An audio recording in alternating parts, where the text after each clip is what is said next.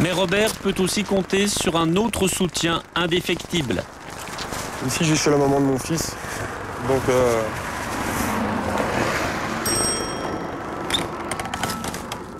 L'incendie des Mésanges a rapproché les voisins d'hier. Robert habitait le 12e étage, Béatrice le 10e.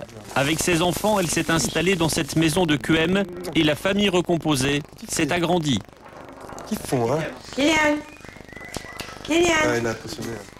Kylian incarne en quelque sorte le renouveau de Robert. C'est à travers lui que l'homme apprend à revivre pour sortir de la dépression, pour essayer d'avoir enfin une vie normale.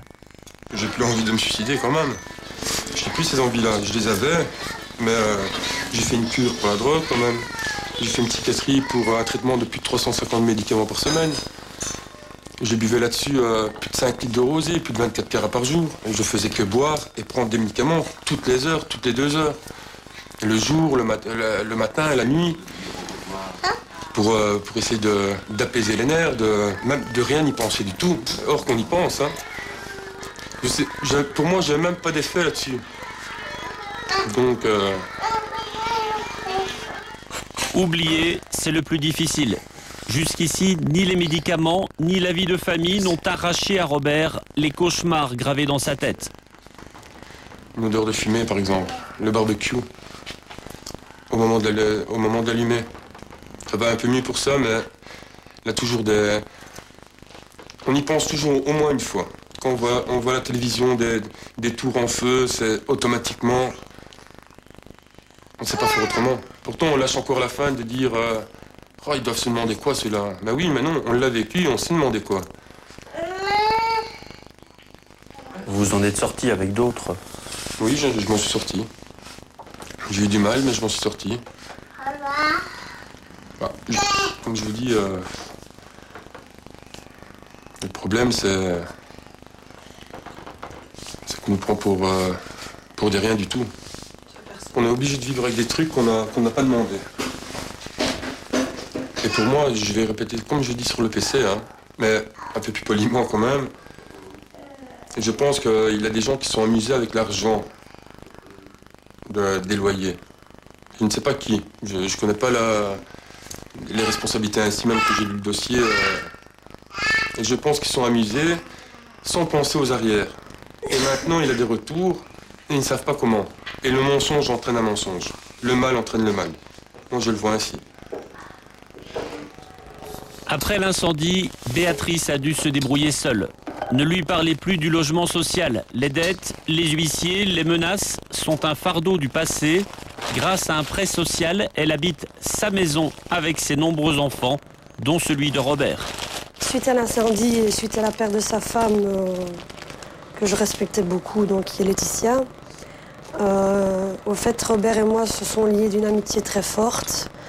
Puis, comme moi j'étais mariée, mon mari n'a pas accepté notre relation d'amis trop rapprochée. De toute façon, j'étais très malheureuse avec mon mari, donc j'ai bien fait. Du coup, Robert m'a proposé d'essayer malgré les problèmes qu'il avait eus. Donc la drogue, l'alcool. Je lui ai dit à Robert, écoute, moi si t'arrêtes tout, je veux bien essayer avec toi puisque t'es mon meilleur ami. Et on verra ce qu'il en arrivera, quoi. Ben, j'ai bien vu que ça a réussi puisque Robert a bien avancé. Moi aussi, on a eu un terrible beau enfant, enfin un très bel enfant. Et voilà, quoi. Donc notre vie, elle continue et j'espère qu'elle durera longtemps. Tout simplement. Maintenant, moi, ce que je voudrais réellement, c'est que les politiciens, moi, j'ai pas peur de le dire, je dis bien, les politiciens prennent leurs responsabilités parce que vous avez peut-être entendu Robert, mais moi, je vois Robert tous les jours pour son gamin. Et je sais que Robert n'est pas bien, qu'il n'ose plus en parler, qu'il aimerait bien que ça s'atténue. Mais dans notre cœur, ça ne s'atténuera jamais, que ce soit moi comme mes enfants. La douleur que nous avons eue aux Mésanges, peut-être que des gens le comprennent, il y a d'autres personnes qui ne le comprennent pas, mais il faut y vivre pour y croire. Et je trouve ça scandaleux qu'il n'y a pas de justice qui se fasse, quoi. C'est aberrant pour moi. Franchement, c'est aberrant. Béatrice, une véritable maman poule qui s'est déjà sacrifiée une fois pour ses enfants. Dylan avait 7 ans en 2003. Ses tentatives de suicide, sa revalidation psychiatrique semble derrière lui.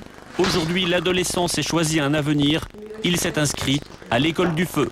J'aime bien les costumes, J'aime bien les camions de pompiers. Tout ça. C'est dangereux. Oh, je sais. Moi, c'est pas le fait qui me fait peur. Les maisons, je te parle, Dylan. Tu sais bien que t'en as fort souffert et voilà.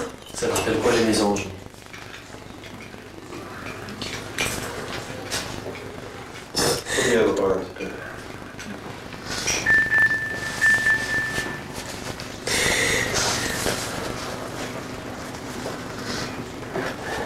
En colère, il faut le dire. Dis qu'on est en colère.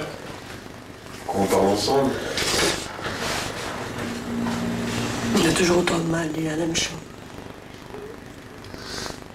Parce que la première parole de mes enfants quand ils sont sortis d'incendie, ça je me rappelle, il peut vous le dire lui-même, c'est merci maman de nous avoir sauvés. Tu te rappelles, Dylan? Ce jour-là, tu m'as donné un cadeau énorme. Ton respect. Ta gentillesse, Dylan.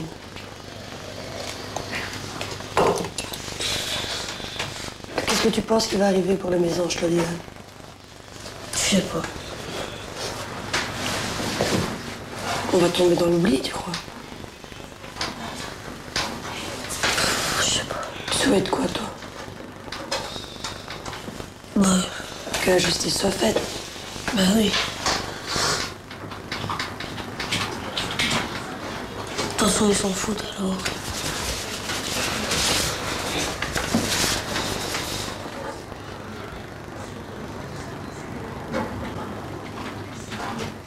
Aujourd'hui, les victimes n'ont toujours pas eu droit à leur procès.